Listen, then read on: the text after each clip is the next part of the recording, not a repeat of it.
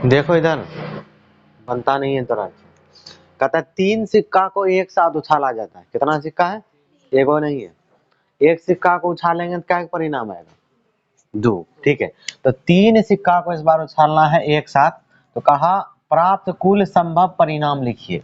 जब उस सिक्का को उछालेंगे तो जितना भी परिणाम आएगा सबको क्या करना है? लिखना है। तो सबसे पहले हल लिखो। देखो तुमको पता है कि एक सिक्का को उछालेंगे तो कितना परिणाम आएगा? 2। लेकिन तुमको कितना उछालना है? 3 सिक्का लेकर एक बार उछालना है, तो कितना परिणाम आ सकता है पहले देखो। तो हम पहले निकालते हैं 3 सिक्का को उछालने पर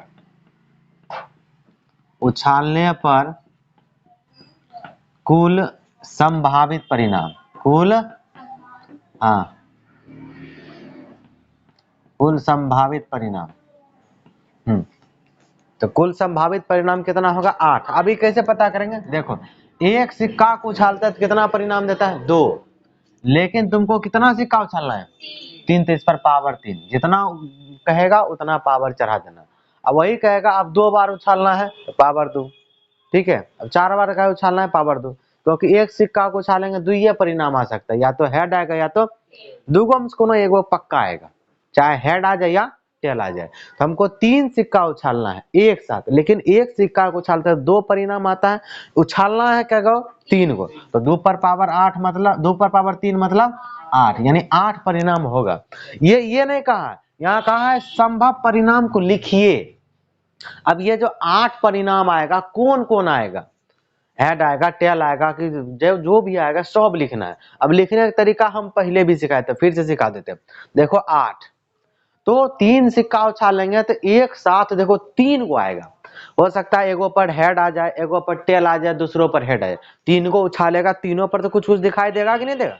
कि नहीं देगा? देगा ना। उसी तरह तो अगर हम पहला सिक्का ये पहला बारी उछाले तो क्या आया, दूसरा बारी उछाले तो क्या आया, तीसरा बारी उछाले तो क्या आएगा, इस तरह से। तो उसको निकालने के लिए 8 परिणाम होगा, तो 8 कौन कौन का अगर वो लिखना है तो देखो 8 का आधा क्या होता है? 4। अब यहाँ पर लिखते हैं कुल संभावित परिणाम कैसे निकालते हैं। कुल संभावित परिणाम, तो कुल संभावित परिणाम को कुछ इस प्रकार से निकालेंगे। अब देखो 8 का आधा 4, तो 4 को हेड ले लो, 1 ठो, ठीक है, 2 ठो, 3 ठो, 4 ठो, हो गया। और 4 को टेल ले लो, 4 को टेल ले लो, 1 गो, 2 गो, 3 गो, 4 गो। 4 हेड लिया, 4 टेल लिया ना।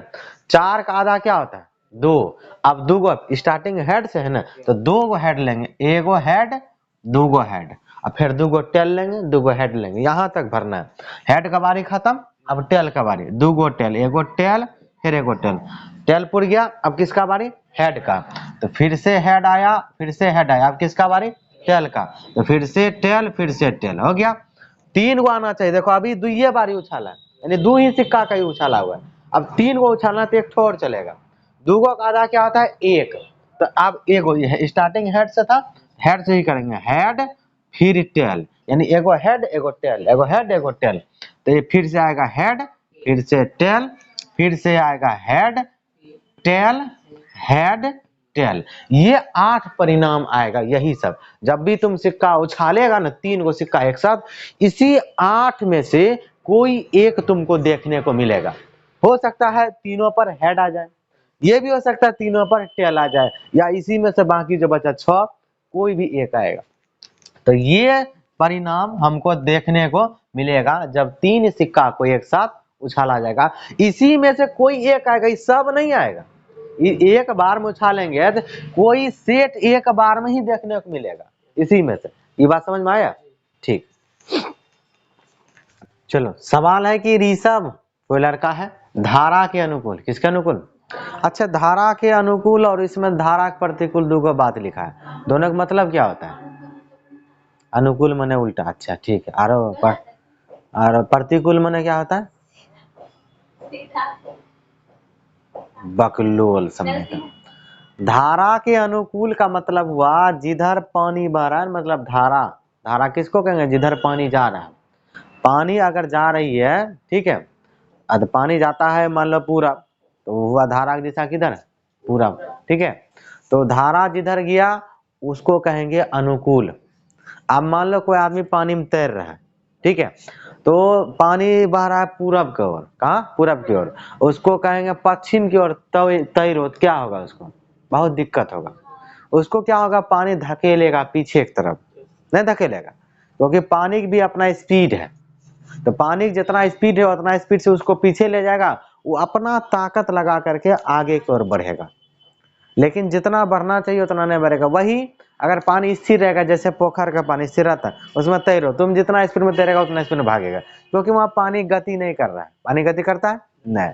वहीं और कहें जिधर पानी बह रहा है उधर तैरो, पानी जा रहा है पूरब की दिशा में, तो पूरे स्पीड में जाएगा, बिना कहले तुमको लेकर चले जाएगा, नहीं जाएगा। मतलब पानी जितना स्पीड में बह रहा है उतना स्पीड में तुमको ले जाएगा। अगर तुम तैरती है तो और डबल हो गया तो दुगुना हो जाएगा। मतलब तुम्हारा स्पीड और पानी वाला स्पीड दोनों मिल जाएगा, थोड़ा ज्यादा भागेगा, नहीं मिलेगा। उल्टा दिशा में जाएंगे तो पानी धक्का देगा पीछे की ओर, पानी की दिशा में जाएंगे पानी अपना स्पीड से लेके जाएगा साथ तुम्हारा स्पीड, मतलब तुम्हारा भी स्पीड रहेगा और पानी का भी स्पीड रहेगा, दोनों इधर पानी की दिशा में। तो पानी की दिशा में कहते हैं धारा के अनुकूल, क्या कहते हैं, और पानी को उल्टा दिशा में तैरना, अगर पानी चल रहा है उल्टा दिशा में तैरते हैं उसको धारा के प्रतिकूल। तो धारा के प्रतिकूल चलेंगे तो तुम्हारा स्पीड को घटा देगा पानी, और धारा की दिशा में चलेंगे मतलब धारा के अनुकूल में, तो क्या होगा, तुम्हारा स्पीड को वो बढ़ा देगा। क्या करेगा, बढ़ाएगा। और कितना बढ़ाएगा, जितना पानी की स्पीड है उतने ना बढ़ाएगा। अगर पानी की स्पीड है 5 किलोमीटर प्रति घंटा तो तुम्हारा 5 किलोमीटर प्रति घंटा स्पीड बढ़ जाएगा। वही पानी की स्पीड है 5 किलोमीटर प्रति घंटा, उल्टा दिशा में चलेंगे तो तुम्हारा जो है ना 5 किलोमीटर प्रति घंटा स्पीड क्या होगा, कम कर देगा। 1 घंटा में तुम 5 घंटा और 1 घंटा में तुम 5 किलोमीटर कम तैरेगा। समझ में आया बात। ये देखो ऋषभ धारा के अनुकूल 2 घंटा में 20 किलोमीटर, ठीक है, नाव चला सकता है। मतलब अब कहा कि जिधर पानी बहता है ना उधर तैरिएगा, उसको नाव लेके जाना ऋषभ को, तो 2 घंटा चलाया नाव तो 20 किलोमीटर गया। देखो पानी की दिशा में गया, लिखा है ना अनुकूल मतलब उसके दिशा में। अब वही देखो अब, और धारा के प्रतिकूल मतलब उल्टा। अब देखो 2 घंटा में उल्टा दिशा में 4 किलोमीटर गया है, पानी के उल्टा दिशा में 2 घंटा में 4 किलोमीटर गया है, और पानी के दिशा में 2 घंटा में 20 किलोमीटर। कितना फर्क है, किलोमीटर होगा, यहाँ पर मिस्टेक से लिखा गया, ठीक है, केएम। तो कितना का फर्क है ना। ठीक है, आगे देखते हैं। नाव चला सकता है, ये बात समझ में आ गया। उसका स्थिर जल में नाव चलाने की चाल, यानी वो कह रहा है कि जब पानी नहीं मतलब कि चल रहा है, गति नहीं कर रहा है, पानी स्थिर है, तो उसमें अगर ऋषभ नाव चलाएगा तो उसका स्पीड क्या होगा। साथ ही साथ धारा की चाल, पानी के क्या स्पीड है वो भी बताइए, दोनों बताना है। दोनों में से कुछ नहीं है, ना हमारे पास धारा की चाल है ना स्थिर जल में नाव का चाल है। स्थिर जल मतलब पानी जब रुका हुआ है तब नाव चलाएंगे, तो तुम जितना स्पीड में चलाओगे उतना स्पीड में जाएगा, वो बताना है, ठीक है। तो हम मान लेते हैं दोनों को। तो पहले करते हैं धारा की चाल नहीं है, लिखेंगे माना। अब देखते जाना, धारा की चाल, धारा की चाल बराबर कितना, x किलोमीटर प्रति घंटा। मतलब धारा यानी पानी x किलोमीटर प्रति घंटा की स्पीड से जा रहा है, ठीक है। वहीं अब है नाव चलाने की चाल, कब, स्थिर जल में। जब पानी स्थिर है तो नाव चलाएगा तो कितना स्पीड जाएगा, उसको भी मान लेते हैं कि स्थिर जल में, कौन सा जल में, हाँ, स्थिर जल में नाव चलाने की चाल, नाव चलाने की चाल, उसको मान लेते हैं हम क्या, y, क्या मान लेते हैं, y किलोमीटर प्रति घंटा। मतलब जब पानी स्थिर है तो अगर नाव चलेगा तो y किलोमीटर, और पानी की चाल x किलोमीटर, ठीक है। अब ऊपर से सवाल पढ़ते हैं। अब सवाल है पहले अनुकूल वाला, हम भी पहले अनुकूल वाला बनाएंगे। अब अनुकूल का मतलब पानी, देखो अब हमको पता चल गया मान के कि पानी की स्पीड है x किलोमीटर, और जो नाव चलेगा स्थिर जल में y किलोमीटर। अब इसको कहेंगे कि पानी चलो, पानी बहा दिए, पानी खोल दिए, डैम है, चलना शुरू हो गया, उसमें कहेंगे नाव चलाओ। किधर चलाना है, कहेंगे जिधर पानी जा रहा है तो उसी दिशा में नाव चलाओ। तब क्या होगा मालूम है तुमको, दोनों की स्पीड मिल जाएगा, नहीं मिलेगा। कहेंगे पानी की दिशा में नाव चला, अभी पानी स्थिर था, तो हम क्या किए, पानी चला दिए, कहे पानी की दिशा में चलाओ, तो दोनों मिल जाएगा। तो मतलब पानी की दिशा में चाल होगा x प्लस वाई। ये बात समझ में आया? क्योंकि पानी अपना स्पीड में से ले जाएगा, साथ ही साथ जो नाव चलेगा उसका भी स्पीड, दोनों मिल जाएगा।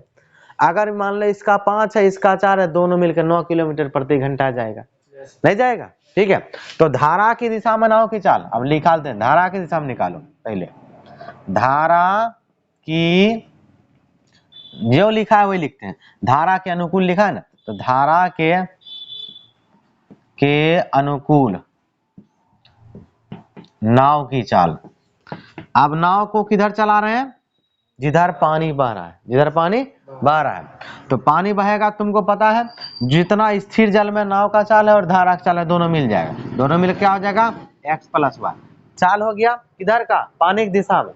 अब देखो पानी की दिशा में चल रहा है, तो चलाया है तो 2 घंटा चला है, और कितना गया है, 20 किलोमीटर। तो ये 2 घंटा है समय, 2 घंटा लगा, और कितना दूर चला गया, 20 किलोमीटर, दोनों चीज है। तो चाल भी निकल गया, ये समय भी हमारे पास आ गया।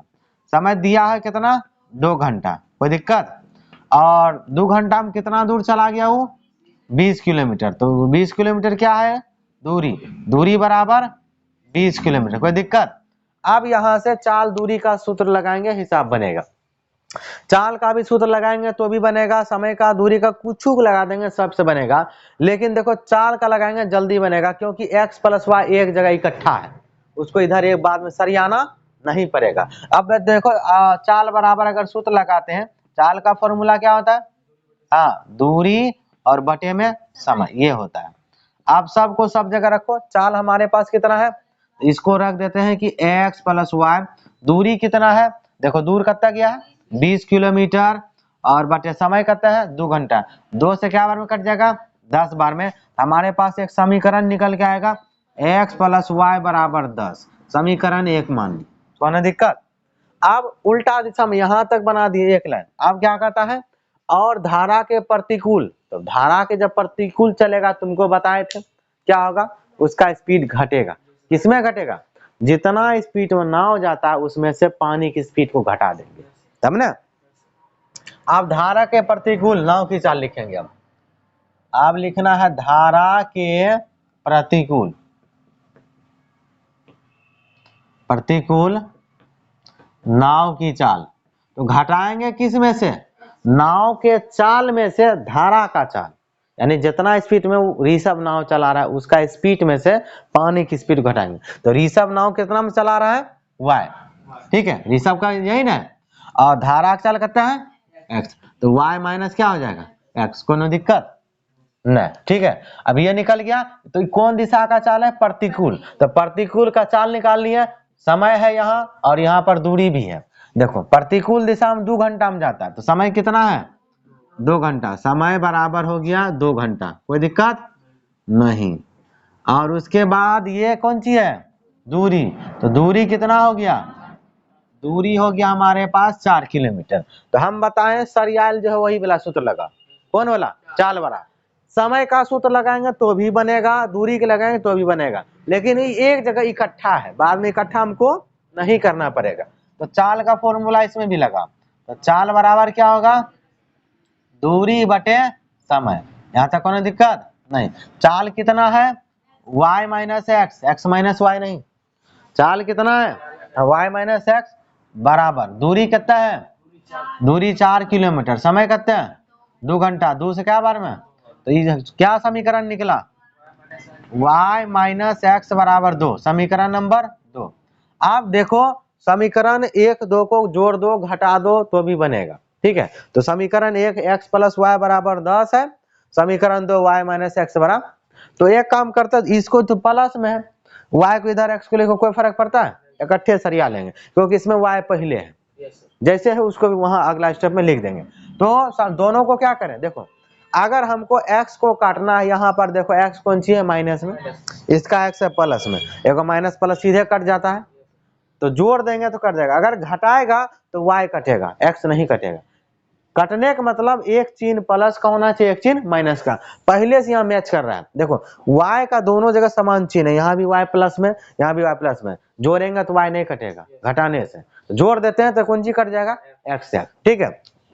समीकरण 1 तथा 2 को जोड़ने पर, यहां पर लिखो कि समीकरण 1 तथा 2 को जोड़ने पर,